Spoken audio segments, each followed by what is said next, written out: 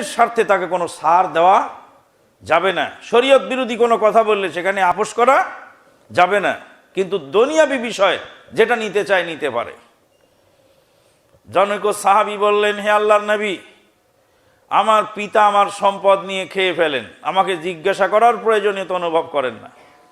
রাসূলুল্লাহ সাল্লাম বললেন, আনতা ওয়া মালুকা লি আবিকা, তুমিও তোমার বাপের, তোমার সম্পদও তোমার বাপের।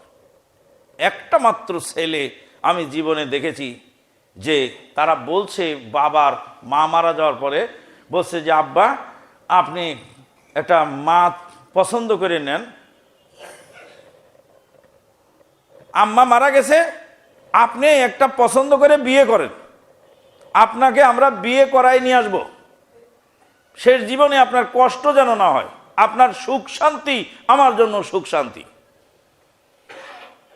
একটা পরিবার আমি দেখলাম, আর বাকি পরিবার কোটি কোটি টাকার মালিক, ঢাকা শহরে বাড়ি, স্ত্রী মারা যাওয়ার পর দ্বিতীয় বিয়ে করেছে, ছেলে মেয়ে জামাই মিলে ঝেঁটিয়ে বের করেছে ঘর থেকে, নিজের রক্তে গড়া টাকা, নিজের রক্তে গড়া বিল্ডিং থেকে ঘাড় ধরে বাইর করে দিয়েছে পথের ফকির। লাস্টে সেই স্ত্রীকে বিদায় দিয়ে দিল, বলে তুমি চলে যাও, আমার ছেলেরা থাকতে দিচ্ছে না বাড়িতে। ইসলাম বোঝে না কত বড় বদবখ্ত ছেলে তারা। পিতামাতার সুখ শান্তি তোমার সমৃদ্ধি, তুমি মনে মনে ভাবো যে তোমার জমি ভাগ করে নিয়ে যাবে ওরা। সম্পদের মালিক হলেন আল্লাহ, আল্লাহ বরকত দিলে ওর মধ্যেই হতে পারে, আর বরকত যদি না হয় কোটি কোটি টাকা পেয়েও তোমার বরকত হবে না। মানুষ শেষ বয়সে অসহায় হয়, শুরু জীবনে পিতা মারা গেলে এতিম হয়ে যায়, আর শেষ জীবনে স্ত্রী মারা গেলে মানুষ এতিম হয়ে যায়। যার স্ত্রী মারা গেছে সে যে কত অসহায় আপনি বোঝেন না তা। শেষ জীবনে বৃদ্ধ বয়সে যার স্ত্রী কাছে নাই, রাতে তার ঘুম ধরে না, তার রাত কাটে না, এক একটা রাত এক এক বছরের সমান হয়, আপনি বোঝেন না। রাসূলুল্লাহ সাল্লাম বললেন, আনতা মালুকা লি আবিকা, তুমিও তোমার মালও তোমার বাপের, তুমিও তোমার পিতার, তোমার মালও তোমার পিতার। ইসলামের বিধানে কোন ছেলেকে যদি বাপ হত্যা করে, ছেলেকে বাপ হত্যা করেছে, বাপ অথবা মা যদি হত্যা করে ছেলেকে, তাহলে পৃথিবীর কোন ইসলামী আদালত ওই বাপকে খুনের বদলে খুন দিতে পারবে না। ছেলের পরিবর্তে বাপকে খুন করার অনুমতি ইসলাম দেয়নি। যে কোনো শাস্তি আদালত প্রয়োগ করবে, কিন্তু বাপকে ছেলের বিনিময়ে প্রাণদণ্ড দিবে, এটা ইসলামে জায়েজ নয়। কি বুঝলেন? পৃথিবীর যতবার লাট সাহেব হোক না কেন, মানুষ খুন করলে খুনের বদলে খুন, কিন্তু কেসাস। কিন্তু বাপ যদি সন্তানকে হত্যা করে তাহলে সেখানে কেসাস হবে না, কি হবে? দিয়ত হবে। দিয়ত, দিয়ত মানে হলো মুক্তিপণ, আর কেসাস মানে খুনের বদলে খুন। কি বোঝা গেল? বোঝা গেল পিতা মাতার মর্যাদা এত বেশি যে মর্যাদার বিবরণ দেওয়া সম্ভব নয়। ওয়াকাযা রাব্বুকা আল্লা তা'বুদু ইল্লা ইয়্যাহু ওয়া বিল ওয়ালিদাইনি ইহসানা। আপনার প্রভু নির্দেশ দিয়েছেন একমাত্র আল্লাহ ছাড়া কারো ইবাদত করা যাবে না। আল্লা তা'বুদু ইল্লা ইয়্যাহু ওয়া বিল ওয়ালিদাইনি ইহসানা।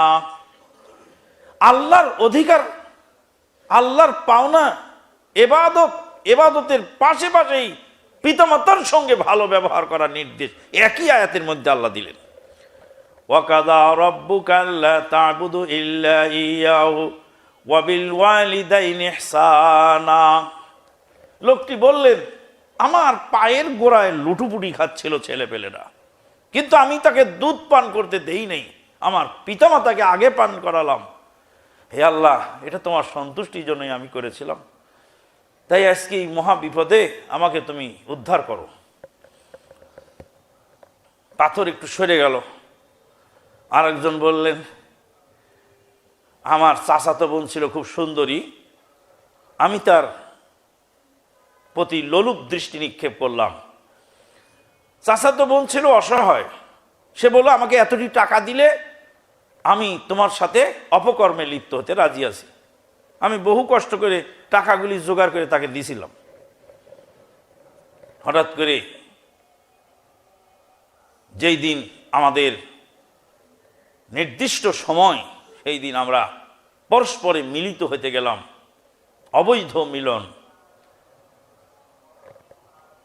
একজন স্বামী যেমন তার স্ত্রীর উপরে সোয়ার হয়, ঠিক ওইভাবে আমি তার বুকের উপরে সোয়ার হয়ে গেল। সে নিচ থেকে বলছিল, ইয়া আব্দাল্লাহ ইত্তাকিল্লাহ, এ আল্লাহর বান্দা, আল্লাহকে ভয় করো। একটি কথা শুনে আমার ভয় হয়ে গেল, আমি লাফ দিয়ে নেমে গেলাম। পারে কেউ ওই পজিশন থেকে ফিরে আসতে? কেউ পারে? কঠিন।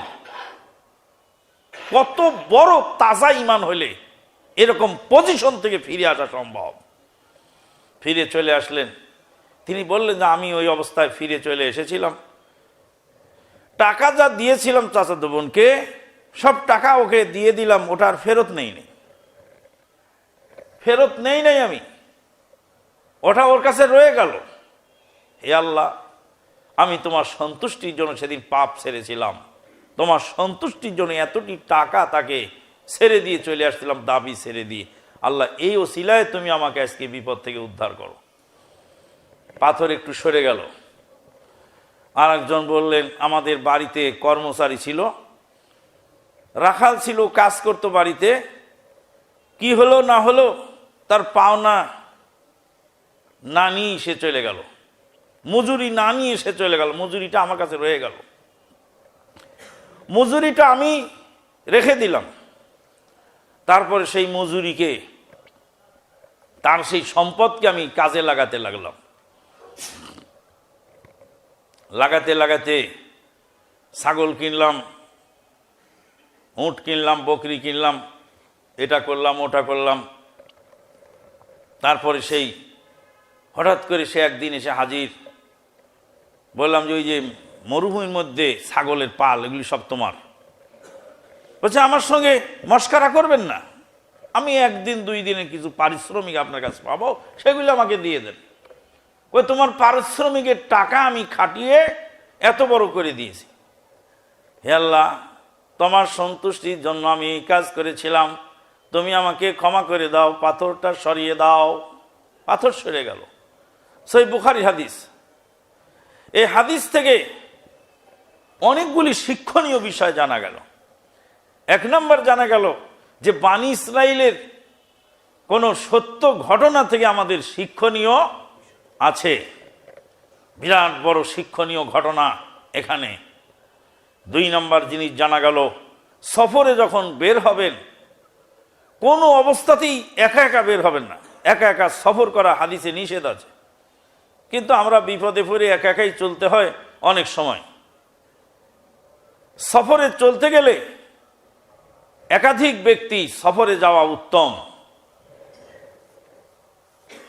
হাদিস থেকে বোঝা গেল শুধু আল্লাহর উপর ভরসা করলেই হবে না, বিপদ আপদের সময় প্রোটেকশন গ্রহণ করতে হবে।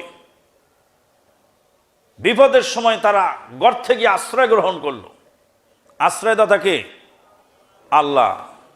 গর্তে যে আশ্রয় গ্রহণ করলো, এটা হলো বৈধ ওসিলা, ওয়াসাইলুল কাউনিয়া কাদারিয়া, এটা দুনিয়াবি ওসিলা। আপনি গর্তের মধ্যে আশ্রয় নেবেন, একটা ঘরে একটা চালের নিচে আশ্রয় নিলেন, বৃষ্টি হচ্ছে, তুফান হচ্ছে, এক জায়গায় আশ্রয় নিলেন। আশ্রয় তো আল্লাহর কাছে নিতে হবে, তাই না? তাহলে দুনিয়াবি আশ্রয় গ্রহণ করা যাবে কোন ক্ষেত্রে? যেইটার আশ্রয় দেওয়ার ক্ষমতা তারা আছে। ডাক্তার সাহেবকে গিয়ে রুগী বলছেন, আমি একজন গরিব মানুষ, আমাকে একটু কম দামি ওষুধ লিখে দেন, বেশি দামি ওষুধ দিলে আমি কিনতে পারবো না। খবর রাখেন এসব রুগীর? আমরা রাখি। খবর রাখেন না এসব রুগীর? আমরা রাখি, আমাদের কাছে আসে এসব খবর। ডাক্তারের সামনে দাঁড়িয়ে রুগী বলছেন যে, স্যার আমি গরিব মানুষ, আমাকে কম দামা ওষুধ লিখে দেন, বেশি দামা ওষুধ নিলে আমি কিনতে পারবো না। ডাক্তারের দয়া হয়ে গেল, ডাক্তার দুইটা টেস্ট কমিয়ে দিল, দিয়ে বলছে এই দুইটা টেস্ট না হলেও চলবে, এটা লাগবে না। আল্লাহু আকবার, সুবহানাল্লাহ। তাহলে ডাক্তারের ক্ষমতা আল্লাহ দিয়েছেন ওইটুকু যে এই 2 টেস্ট ছাড়াও সে রোগ নির্ণয় করতে সক্ষম। ডাক্তারকে আল্লাহ ক্ষমতা দিয়েছেন এতটুকু যে একটু কম দামা ওষুধ লিখে দিতে পারে। ডাক্তারকে আল্লাহ ক্ষমতা দিয়েছেন এতটুকু যে হাসপাতাল কর্তৃপক্ষকে একটু সুপারিশ করে আপনার 2000 টাকা কমিয়ে দিতে পারে বিল। এইটা তার কাছে চাওয়াটা শিরিক নয়। কথাটা আবার মনে রাখবেন ভালো করে, যেইটা দেওয়ার ক্ষমতা তার নাই সেইটা চাওয়ার নাম কি? শিরিক। সন্তান দেওয়ার ক্ষমতা কারো নাই, সন্তান চাওয়ার নাম শিরিক। হায়াত বৃদ্ধি করার ক্ষমতা